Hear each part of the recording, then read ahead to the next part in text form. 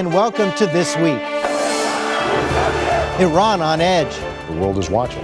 We are witnessing a Tiananmen in Tehran. On Capitol Hill, healthcare stalls. This is Hillary Care Plus. We've come too far for our efforts to fail over disagreement on one single issue.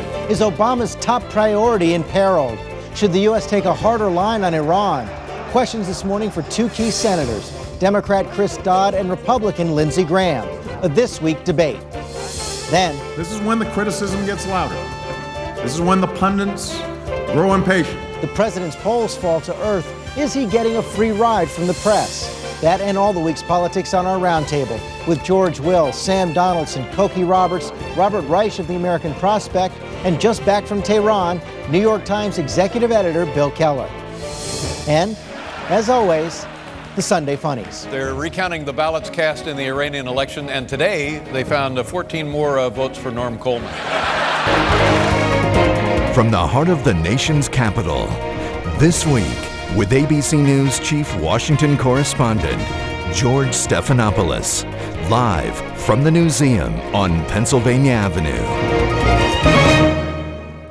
And happy Father's Day to all the dads out there. It was a momentous week here in Washington with major developments on health care and major tension with Iran, especially yesterday when the president held several meetings on the violence there. Hard information was hard to come by, but Saturday was clearly the most deadly day yet. As many as 20 protesters killed in clashes with state security forces. And the opposition leader, Mir Hussein Mousavi, reportedly told his supporters that he was prepared for martyrdom.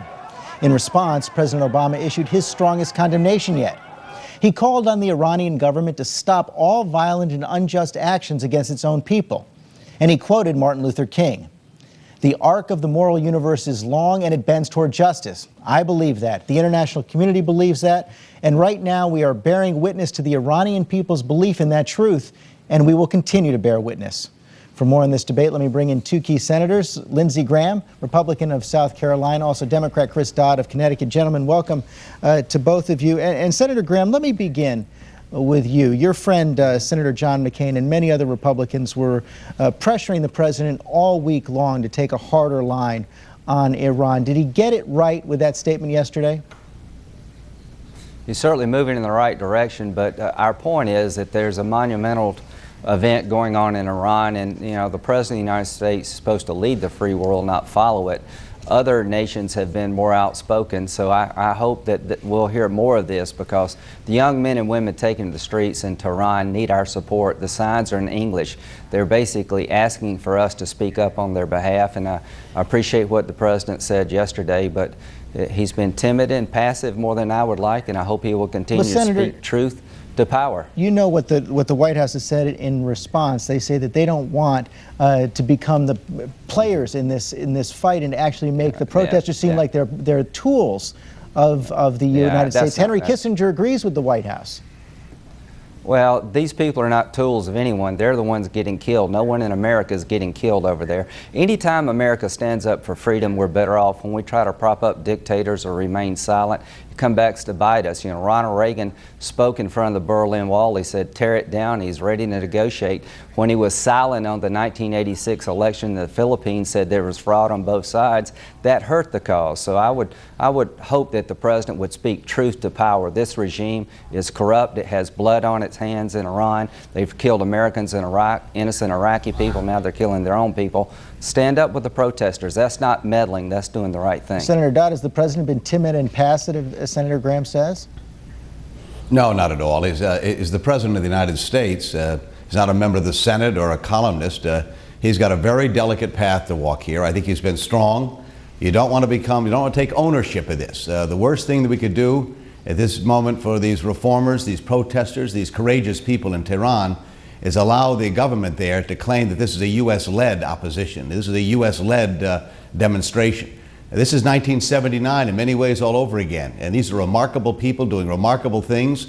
The president has spoken out strongly. We adopted unanimously, I think the other day, Lindsey, a resolution on the floor of the Senate in support of what the protesters are trying to achieve. I think it's clear to them that we stand as a nation behind their efforts. And the president, I think, is handling this job as well as any president could, and that is speaking out against the unjust activities that are occurring, the violence that's being brought against these protesters, the deaths that are occurring. That's exactly the right message for an American president, but not taking ownership of this. But Senator Dodd, going forward, how does the president pursue his policy of engagement after we've seen what this regime is willing to do to its own people? You have some suggesting, like the House Republican leader John Boehner, that we should go straight to tougher sanctions, stop all gasoline sales to the Iranians now.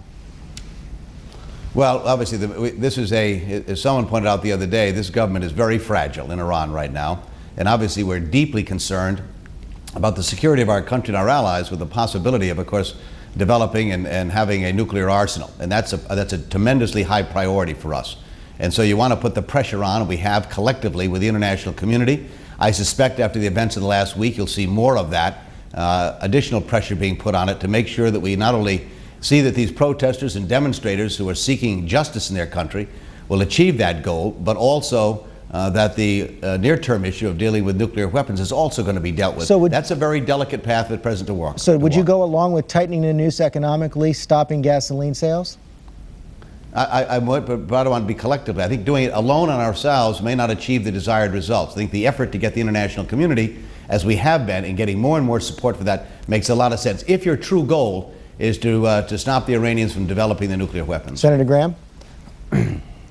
Well, my goal is to make sure that we do not lose this moment in history. If we could get the Iranian people to speak out, stand behind them as they speak out, they want more freedom. They want to be part of the international community. They do not like the way they're being led, the way they're being isolated by the saber rattling from Ahmadinejad. The supreme leader is losing credibility with their own people. The regime, to me, for the moment, is more important than negotiating about nuclear weapons. If we could empower the Iranian people by giving them the moral support they deserve, then and do sanctions and stand tough against this regime. It's one thing for me to talk here in South Carolina about Iran. The people out in the streets in Tehran are losing their lives, are the ones that I admire, and we got a chance here to stand by these folks to give them the moral support we need. Just to be clear, you're for regime change? Yes, absolutely. Are you, absolutely. Senator Dodd? I couldn't hear the question. Are you for regime change now in Iran? Well, I would love to see a different regime in Iran. Who wouldn't? My Lord, what's gone on there for the last 30 years? It's been a disaster for the people in Iran. Certainly would like to see change there. But how you get there, and I think the point here, we don't want to try to drive more of a wedge here. I think Lindsay and I agree without any question here what we'd like to see occur. The question is, should the United States take ownership of this revolution? I think we do great damage to the effort if it appears this is a U.S.-led effort. Then I think we do damage to the people. That's exactly what Ahmadinejad would like. It's what the supreme leader would like, to say this is a U.S.-led opposition, not a homegrown organic revolution being led by Iranians. If we lose that argument, then these reformers, these people who are courageous today, could have a major setback. Let me switch to the situation here at home, especially on health care. Senator Dodd, you're chairing the Health Committee in the Senate in the absence of Senator Kennedy. It got pretty heated there on Friday afternoon. Let me show our viewers a little bit of your exchange with Senator McCain.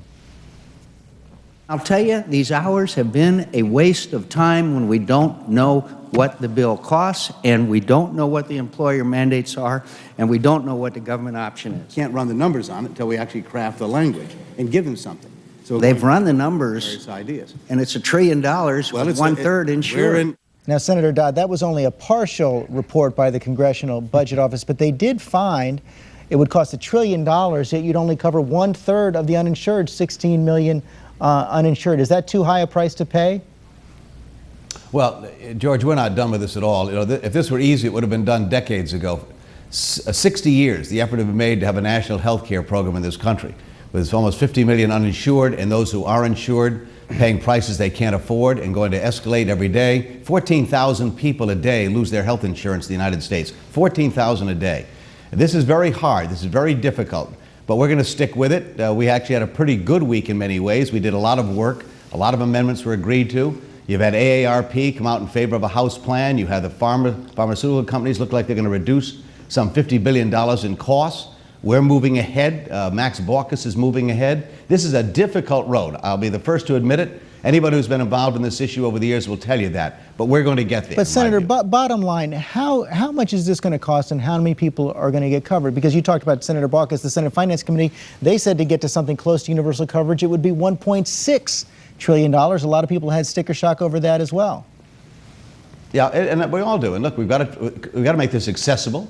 We've got to make it a quality program. We've got to make sure we can bring down these costs. We can't consume 35 cents on every dollar as we could in the next 10 or 15, 20 years of our gross domestic product if we don't change this system, fundamentally alter it. That's what the effort here is all about. We're basically saying, look, if you like what you have, you can keep it. If you want, you choose your doctor, your hospital, your insurance coverage. That's fine. There's no one objecting to that whatsoever. But to focus on prevention, on quality, to disincentive a system where it rewards those who show up in hospitals and doctors' offices instead of trying to keep people healthy, that's the effort we're involved in here. And it's not easy to do this, but we're working at it. The numbers come back. We've got to obviously have better numbers than the ones we've seen, and we need to cover a lot more people than we're seeing. That's what we've been working on all weekend, in fact. But we'll work on again this week in the Health Committee. Let me bring Senator Graham in on this. And Republicans seem to be digging in, Senator Graham, on a couple of big issues, on the issue of taxes to pay for health care and on the issue of a public health insurance plan. But let me show you this New York Times poll that's just out this morning showing 72% of the public supports a government health insurance plan, and 57% of the public is willing to pay more taxes for universal health care. They seem to be ready for the kind of changes that Republicans are fighting. Well, it's just not Republicans, George. The reason you're not going to have a government-run health care pass the Senate is because it would be devastating for this country. The last thing in the world I think Democrats and Republicans are going to do at the end of the day is create a government-run health care system where you've got a bureaucrat standing between the patient and the doctor. We've tried this model. People have tried this model in other countries. The first thing that happens, you have to wait for your care. And in socialized health care models, people have to wait longer to get care, and the government begins to cut back on what's available because of the cost explosion. The CBO estimates were a death blow to a government-run health care plan. The Finance Committee has abandoned that. We do need to deal with inflation in health care, private and public inflation, but we're not going to go down to the government-owning health care road in America, and I think that's the story of this week. There's been a bipartisan rejection of that. Well, you call it a death blow. Let me just press that point. Are you saying now that Republicans, just as we saw in the stimulus, where only I think 3 Republicans voted for the president's stimulus package, if there's a government-run health insurance plan, are Republicans going to vote en masse against this package?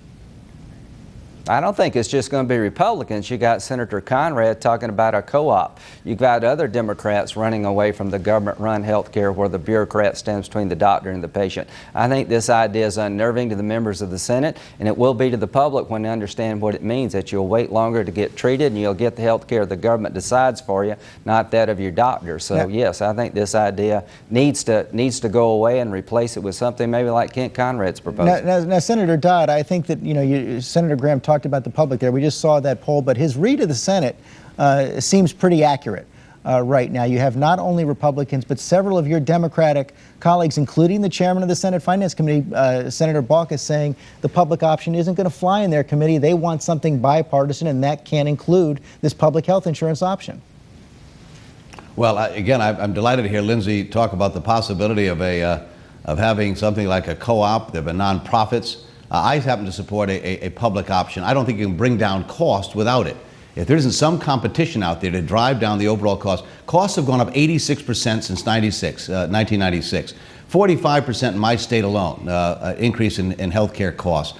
The American average working family can't afford this. Family of 4, now it's $12,000. We're being told in 20 years it could be half the gross income of a family spent on healthcare premiums. That is just unacceptable. Now, how we get those costs down? You use a lot of these buzzwords. No one I know is for socialized medicine. We're going to develop a U.S. plan, not a Canadian or U.K. plan, one that meets our needs in our country, that's designed for Americans by Americans, that isn't socialized medicine. But you've got to drive down these costs. We need quality, accessible health care, and bringing down those costs are absolutely critical, or we're going to bankrupt the country. It's unsustainable. That's why we're at the table. Okay, gentlemen, we're going to have you both back as this makes it through the process this summer. But Senator Dodd, before I let you go, real quickly, I see that Senator Kennedy is doing an ad for you up in Connecticut starting today. How's he doing? He's doing pretty well. I talked to him the other day, had a good conversation with him. In fact, the day we started the markup and the and the Help Committee on Health Care. He's been a champion of that for 4 decades, and he stays very engaged, very involved, knows everything that's going on, and is anxious to be back. And no one's more anxious for him to come back than I am. I'll bet. Senators, thank you both very much. Thank you very much. We're going to go straight to the round table.